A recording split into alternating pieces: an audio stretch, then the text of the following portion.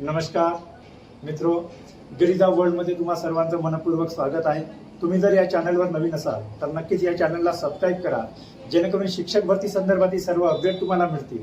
आणि हा जर व्हिडिओ जर आवडला तुम्हाला तर महाराष्ट्रातील तमाम अभियोग्यधारकापर्यंत पोहोचवा, जेणेकरून मर्यादित प्राधान्यक्रमामध्ये गोल्डन ऑर्डर कसे द्यायचे, 100 पसंती क्रमामध्ये आपल्याला गोल्डन ऑर्डर कसे द्यायचे आहे याविषयी या व्हिडिओमध्ये मी मार्गदर्शन करणार आहे। तत्पूर्वी मी सांगू शकतो की जाहिरात वाचनापूर्वी बऱ्याच अभियोग्यधारकांचे मला फोन, व्हॉट्सअपवर मेसेज, त्याप्रमाणे यूट्यूबवर कमेंट आलेले आहे की सर आम्ही ज्या वर्गासाठी पात्र आहोत तर त्याच जाहिराती आम्हाला घेणार का? तर याचं उत्तर आहे होय। अभियोग्यधारकांनो, तुम्हाला मी सांगू इच्छितो की तुम्ही ज्या विषयानुसार, ज्या जागेसाठी, ज्या गटासाठी पात्र आहात तेवढ्याच जागा तुमच्या आयडीला दिसणार, त्यामुळे तुम्हाला काळजी नसावी। आणि जी तुमच्या आयडी मध्ये म्हणजे एकंदरीत ती आस्थापना दिसत नसेल किंवा तो गट दिसत नसेल तर त्या जाहिराती पाहून त्यामध्ये वेळ घालवण्यात काहीही अर्थ नाही। म्हणजे एकंदरीत तुम्ही ज्या गटासाठी, ज्या माध्यमासाठी, ज्या विषयासाठी पात्र आहात फक्त तेवढेच पसंती क्रम तुमच्या आयडी मध्ये जनरेट होईल। त्यामुळे तुम्ही कुठलीही काळजी न करता फक्त आलेल्या ज्या जाहिराती आहेत त्याचे योग्य वाचन करा। यापूर्वी मी व्हिडिओमध्ये तुम्हाला सांगितलं सुद्धा की जाहिरातीचे वाचन कसे करायचे ते। तर मित्रो, या ठिकाणी आज आपण पाहणार आहोत गोल्डन ऑर्डर। गोल्डन ऑर्डर मध्ये काय असतो मित्रो की आपण 1 ते 5, 6 ते 8, 9 ते 10, 11 ते 12 अशा 4 गटास पात्र आहात किंवा एकापेक्षा जास्त गटास पात्र आहात। अशा वेळेस तुम्ही गोल्डन ऑर्डर द्यायचं असते। मग गोल्डन ऑर्डर मध्ये काय नेमकं, तर वरून खाली म्हणजे उत्तरत्या क्रमाने पहिले जे पसंती क्रम आहे ते द्यायचे 11 ते 12 ला, दुसरे पसंती क्रम आहे दुसरा गट ते द्यायचे 9 ते 10 ला, तिसरा गट जो आपल्या पसंती क्रमाचा तो द्यायचा आहे 6 ते 8 ला, आणि चौथा जो पसंती क्रमाचा गट आहे तो द्यायचा 1 ते 5 ला। म्हणजे एकंदरीत आपण गोल्डन ऑर्डर मध्ये वरच्या गटापासून खालच्या गटापर्यंत उतरत यायचं। उदाहरणार्थ या ठिकाणी बघा, साहिल हा एक उमेदवार आहे। या साहिल उमेदवाराला 170 स्कोर आहे टेट मध्ये आणि तो 1 ते 12 साठी पात्र आहे। तर साहिलने काय करायला पाहिजे, या ठिकाणी मी 3 आस्थापना घेतलेल्या आहेत। डिजिटल बोर्ड नसल्यामुळे मी 3 आस्थापनेचा उदाहरण देत आहोत, त्यावरून तुम्ही 100 आस्थापनेचा तुम्ही गेस करा, अंदाज लावा, कारण की माझ्याकडे सामग्री नाही, फक्त हा एक व्हाईट बोर्ड आहे त्याच्यावरती मी समजून सांगण्याचा प्रयत्न करतोय। आणि हा जो म्हणजे कशा पद्धतीने आपण गोल्डन ऑर्डर द्यायचे ते तुम्हाला नक्कीच कळेल। तर अभियोग्यधारकांनो, या 3 उमेदवार आणि फक्त या ठिकाणी 12 प्रेफरन्सेसचा मी तुम्हाला उदाहरण देत आहोत, पण त्यावरून तुम्ही 100 प्रेफरन्सेस काढायचे आणि त्याप्रमाणे गोल्डन ऑर्डरने द्यायचं, जेणेकरून वरच्या वर्गास पात्र असाल तर गोल्डन ऑर्डर मध्ये तो पहिला प्राधान्य तुम्हाला कसं मिळणार ते मी या व्हिडिओद्वारे सांगणार आहोत। तरी शेवटपर्यंत कुठेही स्किप न करता हा व्हिडिओ नक्की पहा। तर बघा मित्रो, ह्या साहिल उमेदवाराला जे गुण आहे टेट मध्ये 170 गुण आहे। मग साहिलने काय केलं, हा जो नागपूर आहे, नागपूर, वर्धा, भंडारा या 3 जिल्ह्यासाठी, आणि तो कसा आहे 1 ते 12 साठी पात्र आहे। तर साहिलने काय केलं, हा जो आहे नागपूरमध्ये 11 ते 12 साठी जो आहे तिथं दिला पहिला पसंती क्रमांक। त्यानंतर त्याने दुसरा पसंती क्रमांक जो आहे तो वर्धा आस्थापनेला दिला आहे 11 ते 12 साठी। त्यानंतर त्याने तिसरा पसंती क्रम जो दिलेला आहे तो दिलेला आहे 11 ते 12 भंडारा जिल्ह्यासाठी। मग त्यानंतर साहिलने काय केलं मग जे आता 3 ज्या त्याला आस्थापना आलेल्या होत्या, या ठिकाणी तुम्ही 10 आस्थापना पकडा, 20 आस्थापना पकडा, 30 आस्थापना पकडा, पण त्यानंतर त्याला आपण 3 जिल्हा परिषदचा या ठिकाणी आपण अंदाज लावत आहोत। मग साहिलने काय केला, चौथा नागपूरसाठी 9 ते 10 ला प्रेफरन्स दिलं। त्यानंतर त्याने 5वा जो आहे 9 ते 10 वर्धासाठी दिलं, आणि त्यानंतर 6वा जो प्रेफरन्स आहे तो 9 ते 10 भंडाऱ्यासाठी दिलं। त्यानंतर याने 6 ते 8 चा जो काही 7वा प्राधान्यक्रम आहे तो भंडाऱ्याला दिलं, 8वा वर्धेला दिलं, आणि 9वा जो आहे तो नागपूर जिल्ह्याला दिलं। त्यानंतर त्याने काय केलं, 10वा जो प्रेफरन्स आहे 1 ते 5 साठी त्याने नागपूरला दिलं। त्यानंतर त्याने 11वा जो प्रेफरन्स आहे तो वर्ध्याला प्राथमिकला दिलं 1 ते 5 ला, आणि त्यानंतर भंडाऱ्याला 12वा प्रेफरन्स दिला। म्हणजे साहिलने हा गोल्डन ऑर्डर प्रमाणे दिला। मग या ठिकाणी साहिलने काय करायला पाहिजे, म्हणजे त्याला 170 गुण आहे, 160 गुण आहेत, तर साहिलसाठी एक चांगली स्ट्रॅटेजी राहील की 11 ते 12च्या जागा कमी असतात, 11 ते 12च्या विना मुलाखतीत आस्थापना पण कमी असतात. पण आपण एक उदाहरण पकडून चालू की सायन्ससाठी जो 11 ते 12 साठी पात्र आहे त्याने 30 पसंतीक्रम इथं यूज करायला पाहिजे त्या स्कोरसाठी मॅक्झिमम. म्हणजे उदाहरणार्थ तिथं 40 जरी आले आणि 40 जरी वापर केले तरी चालतोय. मग त्यानंतर त्याने काय करायला पाहिजे, 30 पर्यंत केले, त्याच्यानंतर 50 प्रेफरन्स म्हणजे 31 ते 80 पर्यंत त्याने 9 ते 10 साठी यूज करायला पाहिजे. आणि त्यानंतर त्याने 81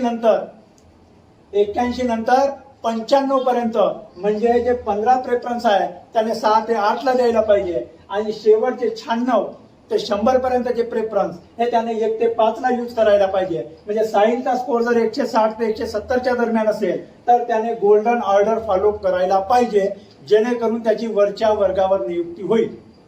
आणि त्यानंतर या ठिकाणी आपण विजयचा उदाहरण बघतो आहोत. हा जो विजय आहे त्याला 140 स्कोर आहे. तर त्याने काय केलेलं आहे इथं बघा, हा जो नागपूरमध्ये आहे त्याने पहा पुन्हा त्याने पहिला पसंतीक्रम दिलेला आहे 11 ते 12 ला. त्यानंतर या ठिकाणी बघा भंडारा इथं दुसरा प्राधान्यक्रम दिलेला आहे आणि त्यानंतर वर्धा इथे तिसरा प्राधान्यक्रम दिलेला आहे. त्याने 11 ते 12 म्हणजे गोल्डन ऑर्डर प्रमाणे तो येत आहे. त्यानंतर विजयने काय केलं, चौथा जो प्राधान्यक्रम आहे भंडाराच्या 9 ते 10 ला दिलं. त्यानंतर जो 5वा आहे तो नागपूरच्या आस्थापनेला दिलेला आहे 9 ते 10 ला. त्यानंतर जो त्याचा 6वा आहे तो वर्धेला दिलेला आहे. म्हणजे या ठिकाणी पुन्हा तो उतरत्या क्रमाने येत आहे. मग त्यानंतर काय केलं साहिलने, जो 7वा प्राधान्यक्रम आहे तो वर्धेला 6 ते 8 ला दिलं. त्यानंतर त्याचा 8वा प्राधान्यक्रम जर पाहिला तर भंडाराला 6 ते 8 ला दिलं. त्यानंतर 9वा प्राधान्यक्रम जो आहे तो नागपूरच्या 6 ते 8 ला दिलं. त्यानंतर त्याने 10वा प्राधान्यक्रम वर्धेसाठी यूज केला, 11वा प्राधान्यक्रम भंडारासाठी 1 ते 5 ला आणि 12वा प्राधान्यक्रम पुन्हा नागपूरला 1 ते 5 साठी. आता या ठिकाणी ही जी विजयची स्ट्रॅटेजी आहे ती साहिलची स्ट्रॅटेजी आणि विजयच्या स्ट्रॅटेजीमध्ये फरक असायला पाहिजे. कारण की साहिलला 170 स्कोर आहे, त्यामुळे त्याची 11 ते 12 साठी संधी एकदम चांगली आहे. त्यानंतर विजयचा जर विचार जर केला तर त्याला टेटला 140 स्कोर आहे. तर मग विजयने काय करायला पाहिजे, या विजयने 140 जेव्हा स्कोर आहे तेव्हा बघा इकडे विजयने 11 ते 12 साठी फक्त जास्तीत जास्त 20 प्रेफरन्स यूज करायला पाहिजे. 20च्या जागी या ठिकाणी 10 जरी प्रेफरन्स यूज केला तरी त्याचे 10 प्रेफरन्स वाचवून ठेवणे त्याच्यासाठी मोलाचे आहे. मग त्यानंतर इथं जे 30 यूज केलेले आहेत इथं 30 यूज करायलाच पाहिजे, कारण की 9 ते 10 साठी 140 स्कोर हा अतिशय चांगला स्कोर मानला येईल. मग त्यानंतर काय होईल, इथं जे वाचलेले 10 आहेत आपण पकडलेल्या उदाहरणाप्रमाणे, तर या ठिकाणी 6 ते 8 ला 25च्या जागी जे वाचलेले जे 5 प्राधान्यक्रम आहेत म्हणजे एकूण इथं 30 प्राधान्यक्रम किंवा इथं वाचलेले 10 पकडू आपण तर इथं 35 प्राधान्यक्रम या इथं जायला 6 ते 8 ला जायला 140 स्कोरवर अतिशय सेफ झोन वाटत आहे. तर त्यामुळे त्याने इथं जायला पाहिजे. त्यानंतर जे 25 प्राधान्यक्रम आहे त्याने 1 ते 5 साठी यूज करायला पाहिजे. त्यानंतर मित्र या ठिकाणी आपण अजयचा बघूया. अजयला 1 ते 12 साठी अजय पात्र आहे आणि 120 स्कोर आहे. तर त्यावेळेस हा जो अजय आहे या ठिकाणी 3 आस्थापनेचा उदाहरण देत असल्यामुळे अजयने इथं सुद्धा पहिला प्राधान्यक्रम 11 ते 12 साठी कुठं यूज केला, भंडाऱ्यासाठी यूज केला. आणि दुसरा प्राधान्यक्रम जो आहे तो वर्धेसाठी यूज केला आणि तिसरा प्राधान्यक्रम जो आहे तो नागपूरसाठी यूज केला 11 ते 12 साठी. त्यानंतर मित्र हा जो चौथा प्राधान्यक्रम आहे नागपूरच्या 9 ते 10 साठी यूज केला. जो 5वा आहे तो भंडारासाठी 9 ते 10 साठी यूज केला आणि जो 6वा प्राधान्यक्रम आहे तो वर्धा 9 ते 10 या आस्थापनेसाठी यूज केला. त्यानंतर मित्र 7वा प्राधान्यक्रम जो आहे त्याने 6 ते 8 भंडाऱ्याला दिलं, 8वा प्राधान्यक्रम 6 ते 8 वर्धेला दिलं आणि 9वा प्राधान्यक्रम 6 ते 8 त्याने नागपूरला दिला. त्यानंतर अजयने काय केलं, जो 10वा प्राधान्यक्रम आहे 1 ते 5 वर्धेला दिलं. त्यानंतर 11वा प्राधान्यक्रम जो आहे तो भंडाऱ्याला दिलं आणि त्यानंतर 12वा प्राधान्यक्रम जो आहे तो नागपूरला दिलं. म्हणजे या ठिकाणी तुम्हाला मी सांगू इच्छितो अजयला जसे 120 स्कोर आहे तर त्याचा 11 ते 12 साठी होणे पॉसिबल तितकं तरी पॉसिबल वाटत नाही. त्याच्याकडे समांतर आरक्षण असेल तो भाग वेगळा, पण 120 स्कोरवर यावर्षी जरी टेट 3 मध्ये 120 स्कोरवर 11 ते 12 मिळेल. एखादी रेअर असंही असू शकते मित्र. बघा की एखाद्याचं जसं BSc ऍग्री आहे, BSc ऍग्री सारखे सब्जेक्ट आहेत फक्त ते विज्ञानसाठी पात्र असतात. तर असे रेअर कॅन्डिडेट आणि रेअर टेट स्कोर जर असेल तर मग ते काय असतो त्याच्यापेक्षा कमी येण्याची संधी असते एखादी, तसं कॉमर्स मध्ये असतो. तर बघूया, तर या ठिकाणी सर्वसामान्य जर मराठी माध्यम, हिंदी माध्यम, इंग्रजी माध्यमचा जर विचार जर केला तर खरोखरच कोणताही समांतर आरक्षण किंवा रेअर सब्जेक्ट जर नसेल तर तशा वेळेस ह्या अजयला 120 स्कोर आहे, तर त्याने जास्तीत जास्त फक्त 5 प्राधान्यक्रम हे कुठं द्यायला पाहिजे, 5 प्राधान्यक्रम हे 11 ते 12 ला द्यायला पाहिजे, 10 प्राधान्यक्रम जे आहे हे 9 ते 10 साठी द्यायला पाहिजे, आणि 30 प्राधान्यक्रम जे आहे हे 6 ते 8 साठी द्यायला पाहिजे. म्हणजे याने जे पहिले 5 दिलेले आहे, तर पुन्हा 1 2 3 4 5 पाचही पहिले पसंतीक्रम हे त्याने 11 ते 12 द्यावं. त्यानंतर 6 पासून 15 पर्यंत जे प्राधान्यक्रम जे 10 आहेत ते त्याने या ठिकाणी यूज करावं. आणि त्याच्यानंतर हे जे 30 प्राधान्यक्रम आहे म्हणजे 16 पासून समोरचे ते पूर्ण प्राधान्यक्रम 50 पर्यंत त्यानं काय करायला पाहिजे, इथं 30 प्राधान्यक्रम यूज करायला पाहिजे. आणि त्यानंतर 51 पासून 100 पर्यंत, कारण 120 स्कोर त्याला 1 ते 5 साठी मॅक्झिमम संधी असेल, त्यामुळे त्याने गोल्डन ऑर्डरचा यूज करताना मॅक्झिमम जे आहेत प्रेफरन्स, ते प्रेफरन्स त्याने या ठिकाणी यूज करायला पाहिजे. तर मी अशी अपेक्षा करतो की अभियोगाधारकांना तुम्हाला हे समजलं असेलच. गोल्डन ऑर्डरचा मी सांगितलेल्या प्रत्येक अभियोगाधारकाने मी तर या ठिकाणी रोज व्हिडिओ घेऊन येईल आणि तुम्हाला जोपर्यंत शिक्षक होत नाही तोपर्यंत मार्गदर्शन करणार, आणि शिक्षक झाल्यानंतर सुद्धा पाठांतर कसे काढायचे, त्याच्यानंतर काय म्हणतात शैक्षणिक साहित्य कसे निर्माण करायचे त्याविषयी सुद्धा मी यानंतर व्हिडिओ घेऊन येण्याचा प्रयत्न करेन. पण अभियोगाधारकांना मी सांगू इच्छितो तुम्हाला की या गोल्डन ऑर्डरचा तुम्ही वापर करा. तुम्हाला जे प्राधान्यक्रम येतील, कारण काल परवाच्या व्हिडिओला कमेंट आलेले होते का सर पसंतीक्रम महत्वाचे आहेत बा, पसंतीक्रमानुसारच आपल्याला शाळा मिळू शकते. तर मित्र या ठिकाणी कोणती रिस्क न घेता एक माझा वैयक्तिक असा सल्ला आहे महाराष्ट्रातील सर्व अभियोगिताधारकांना की तुम्ही गोल्डन ऑर्डरचा यूज करा. म्हणजे तुम्ही जर 1 ते 12 साठी पात्र असाल, काही अभियोगिताधारक असे आहेत की 1 ते 5 आणि 6 ते 8 अशा 2च गटासाठी पात्र आहेत, त्यांचा स्कोर जर चांगला जर असेल उदाहरणार्थ 160, तर माझा वैयक्तिक सल्ला असा आहे की त्यांनी 1 ते 5 ला 30 द्यावे आणि 70 प्राधान्यक्रम 6 ते 8 साठी यूज करायला पाहिजे.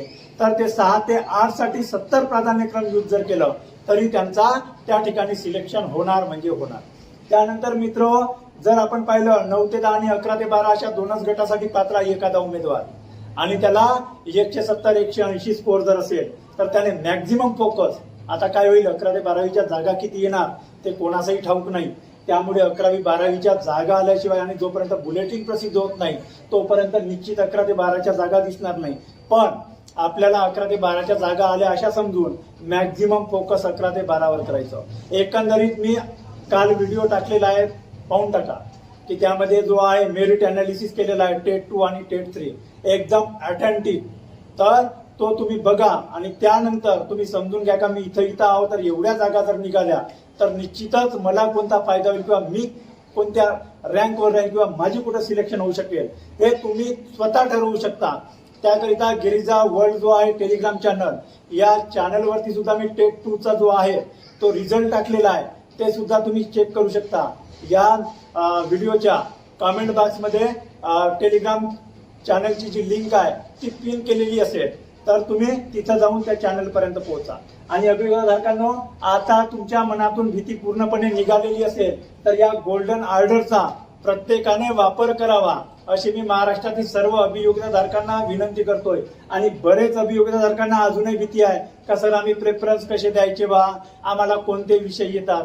मी सगळ्यांना पुन्हा एकदा विनंती करतोय की अभियोगिताधारकांनो पॅनिक व्हायचं नाही, गडबड करायची नाही, घाबरायचं नाही. मी तुम्हाला शेवटपर्यंत तुमच्या सोबत आहो. 24 तास तुमच्यासाठी मी काम करेल, तुम्ही त्या गोष्टीचा बिलकुल लोड घ्यायचं नाही.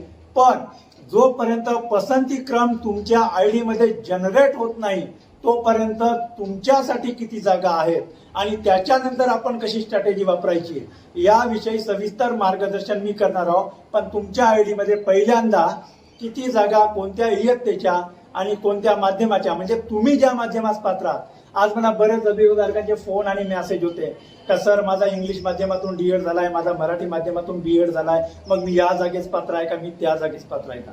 तुम्ही फक्त एक गोष्ट लक्षात घ्या मित्र, तुमचं सेल्फ सर्टिफाईड फॉर्म व्यवस्थित जर भरला असेल तर तुम्हाला तुमच्या पात्रतेनुसार आपोआप जितक्या जागा आहेत तितक्या जागा तुम्हाला येणार. आलं लक्षात. तुम्ही सेल्फ सर्टिफाईड फॉर्म जर बरोबर भरला, योग्य भरला जर असेल तर तुम्हाला इथं तिथं कुठंही भटकायची गरज नाही. तुम्ही सेल्फ सर्टिफाईड फॉर्म एकदम क्लिअर भरलेला आहे. तुमचे मुख्य विषय गौण विषय हे व्यवस्थित टाकलेले आहेत. तर तुम्हाला जनरेट होणारे प्राधान्यक्रम किंवा जनरेट होणाऱ्या ज्या आस्थापना आहेत त्या आस्थापनेमध्ये तुमच्या विषयाच्या म्हणजे तुम्ही पात्र असलेल्या ज्या जागा आहेत त्याच जागा तुमच्या आयडी मध्ये दिसतील. नाहीतर मग तुम्हाला वाटत असेल का पूर्ण महाराष्ट्रभर ज्या आस्थापना आहेत आणि जे माध्यम आहे ते दिसेल, असं नाही. तुम्ही मराठी माध्यमाचे आहात तर मराठी माध्यमासाठी पात्र आहात, तर तुम्हाला बंगाली माध्यम, उर्दू माध्यम, कन्नड माध्यम, हिंदी माध्यमाच्या ज्या आस्थापना आहेत किंवा तिथं असणाऱ्या ज्या रिक्त जागा आहेत त्या तुम्हाला दिसत नाही. तर मित्र, मी सगळ्यांना अशी विनंती करतोय की गोल्डन ऑर्डर प्रमाणेच तुम्ही प्रेफरन्स द्यायचे. आता तुम्हाला स्ट्रॅटेजी समजलीच असेल, मी चांगल्या पद्धतीने समजून सांगितलो. पण नसेल समजलं तर पुन्हा मला व्हॉट्सअप कॉल किंवा व्हॉट्सअपवर मेसेज टाकून किंवा मला पर्सनली फोन करून पुन्हा विचारू शकता. तर मित्र, या ठिकाणी बघा, तुम्हाला आता मी गोल्डन ऑर्डर हे विना मुलाखतीचे सांगितलेले आहे 100. आणि त्यानंतर मी उद्याला एक व्हिडिओ घेऊन येणार त्या मुलाखतीच्या जागेसाठी 50 प्रेफरन्स कसे द्यायचे आणि त्याची गोल्डन ऑर्डर कशा पद्धतीने राहील त्या पद्धतीचा मी उद्याला व्हिडिओ घेऊन येणार. पण हा व्हिडिओ जर तुम्हाला आवडला असेल तर तसे मला कमेंट बॉक्समध्ये नक्की कळवा. आणि तुम्हालाही वाटत असेल का गुरुजी तुम्ही इतके उशिरा कसे का आले, याच्या अगोदर जर आले असते तर आमचे खरे बरेच डाऊट क्लिअर झाले असते. सर तुम्ही खूप उशिरा आले युट्यूबवर. हा, आम्ही उशिरा आलोय, पण तुम्हाला अशी माहिती देईन अनालिसिस करून आणि डेटाबेस. काल जो मी व्हिडिओ टाकलेला आहे पाहून टाकाल की टेट 2 टेट 3चा काय म्हणते त्याला अनालिसिस, तो एकदम सटीक आणि एकदम क्लिअर टाकलेला आहे. मित्रो, याच्या आधी तुम्हाला युट्यूब चॅनलवर इतका क्रिस्टल क्लिअर ऑथेंटिक माहितीनुसार ऑथेंटिक काय म्हणता येईल त्यांच्या रँक नुसार ज्या पद्धतीने मी व्हिडिओ बनवलेला आहे तो तुम्ही पाहून घ्या. माझ्या जे आपले काय म्हणतात त्याला प्लेलिस्ट आहे त्या प्लेलिस्ट मध्ये तुम्हाला तो व्हिडिओ दिसेल. आणि मी तो कालच टाकलेला आहे का टेट 2 वर्सेस टेट 3 कम्पॅरिझन म्हणून. तर तो व्हिडिओ तुम्ही नक्की पहा. आणि हा जर व्हिडिओ आवडला असेल तर संपूर्ण महाराष्ट्रातील अभियोग्यता धारकापर्यंत पोहोचवा. आणि उद्याला मी जे मर्यादित प्राधान्यक्रम आणि त्यामध्ये मुलाखतीचे जे आहेत 50 प्राधान्यक्रम ते कसे द्यायचे यावर मी व्हिडिओ घेऊन येतोय. आणि मी इथेच थांबतो.